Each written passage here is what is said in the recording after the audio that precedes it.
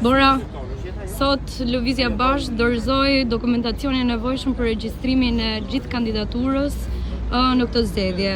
Cilat janë emocionet e tua dhe çfarë ke për të na thënë?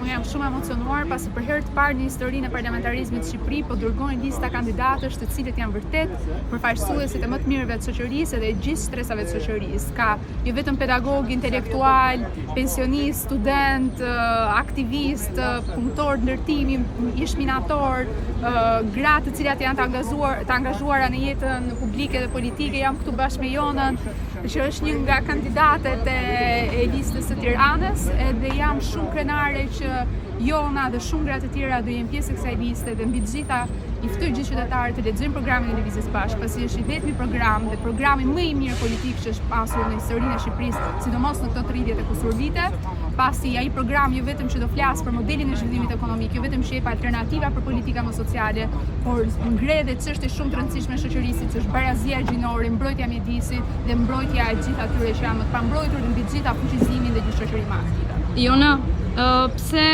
kandidon në këtë zgjedhje? Ishte shumë e papritur edhe ftesa edhe vendimi im për të qenë pjesë e Lëvizjes Bashkë. Jam shumë e lumtur që jam pjesë me ta dhe që më në fund në Parlamentin e Shqipërisë po hyj një parti me vlera shoqërore, politike, morale. Ju falenderojmë shumë edhe suksese. Shihemi në fushat. Shihemi.